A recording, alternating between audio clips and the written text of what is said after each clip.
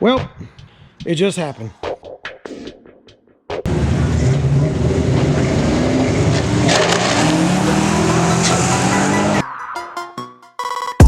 Go ahead, cousin Paul.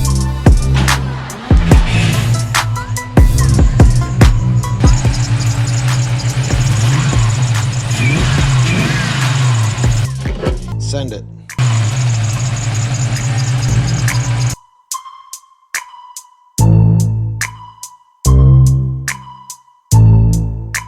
It's barely knocking, but it's knocking. For the longest time, we've been racing Dad's car for the last year and a half on a junkyard motor. We've been spraying nitrous. We've been throwing unmetered speed density boost at it for a long time with methanol. But I think it's finally given up the ghost, because today, when we first started it up today, cousin Paul said, you need to hear this. And we already knew it kind of had like a little bit of a tink, tink, tink, tink when we first started it up, and then it would go away, right? I think we sprayed too much nitrous at it. Anyway, guys, so I have challenged myself, cousin Paul, cousin Fred. We have an engine that I bought this with his parts car, where the two red cars made one. This is his engine from that car. Supposed to have a B cam in it, and it's supposed to be fresh and runs really good. We're just gonna stick it in Dad's car and find out. I think maybe at this time, we're not gonna really change too much. Dad's car needs a little bit of maintenance on the gas tank anyways, and I think we need an anti-roll bar. But listen, this is what it's all about. This is why stock bottom end stuff is so fun. Now, this whole video is not gonna be about me showing you how to take a motor out, how to take a transmission out. I'm not gonna do all that. We're gonna get everything out of the car in a couple days and get Dad's car back up and running with a good motor. And guys, this is what it's all about when you're doing Fox bodies. It's just like, you know, it's not about the next best thing. It's about what's next on the list. I wanted to show you guys underneath the car. Basically what we gotta do here is get the whole trans out in the exhaust. But here's the thing, is we've had this stuff in and out of Dad's car so much that we make sure that it's kind of it's done right, but it's an easy change and swap out. So not really worried about dealing with a bunch of rusty bolts or whatever. It's kind of nice. We're just gonna pull this whole engine all at once, change all the accessories over. I think we're done with the supercharger for now. Paul likes his nitrous, and I don't blame him because it's kind of fun. Our cousin Fred's actually on the engine itself. He's gonna tear it down while cousin Paul is gonna get over here, and we're gonna get the T5 out of the car, and then we're gonna bring the car down and pull it out in the engine. All right, cousin Paul's got the bell housing, the trans and everything. We're moving right along. We got some big updates coming. I mean, this T5 looks like it's actually survived again. Check the shim. Oh, look at that, Paul. Not 1,000 since this came out of that. That's really good because we just fixed this transmission. I mean, it's literally built with Frankenstein parts, and I just checked the end play and there's no play in it. And we've watched cousin Paul really suck at trying to launch the car recently, so it kind of made me a little bit nervous. This is the motor that cousin Fred's starting to tear down, and this is some of the things that go, you know, we're talking 30 years, nobody's touched the bottom end of this motor. Well, we decided to tear this whole motor apart. I am set to go dyno tonight with the black car. Dave said, hey, bring me that block and I'll deck the blocks. Here's some of the things that I really need to just make you guys a check. When I go to build stock bottom end motors, I always tear them down completely, deck the motors so they're flat. I always deck the heads anyways. We upgrade the valve springs. We polish the camshafts, standard size. We put standard size rings in them. We flip the pistons. We put camshaft bearings in it. We put rod bearings and main bearings, a new oil pump, not high volume. We do an ARP drive shaft and a new timing chain. And to be honest with you guys, that's all you really need to do for a rebuilt motor. You know, when I got to tearing this motor down, it was just like, you know what? We could just put it in Dad's car and send it, or we could go and do like we did the axle. We upgraded the axle. We've built and reinforced the T5. It's got a decent clutch in it. There's no reason why at this point we could just leave it speed density, stock cam, because you know I can make block splitting power on stock cam. And there's no reason why we can't just freshen this motor up, do what we did to Hot Wheels, just one better with the heads, and then make Dad's car runs 10s.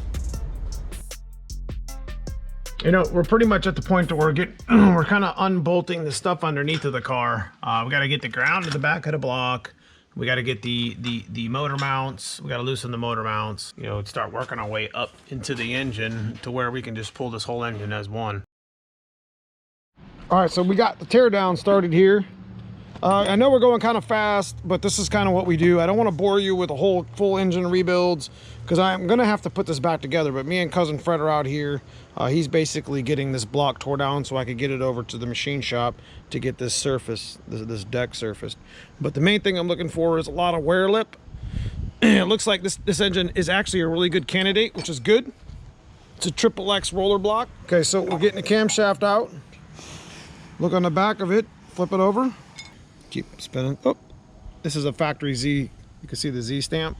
It's a factory camshaft. So the bottom doesn't look bad. It looks normal, like a factory one. We'll have the crank polished and cleaned. We'll clean all the pistons and rods, and this block will all be cleaned inside. So we'll basically just be waiting on parts, which I've already checked. There's not really any back order on most of the stuff.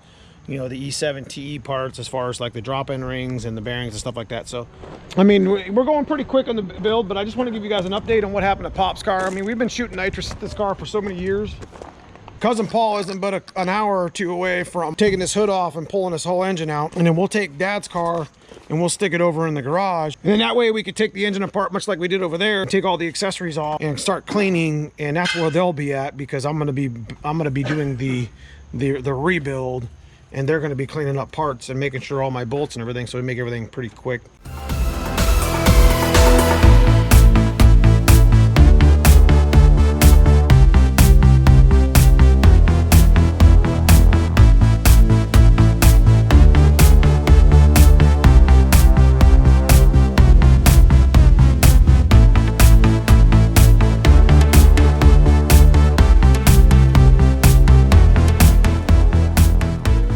All right, guys, we're gonna skip the teardown of the old engine because it's a basic teardown, but there's a couple things I wanted to show you real quick after we tore it down. I wanted you to see it. Like, legitimately, we've been beating up on this block for 2 years, and I didn't see any cracking at all. All the bearings looked in really good condition.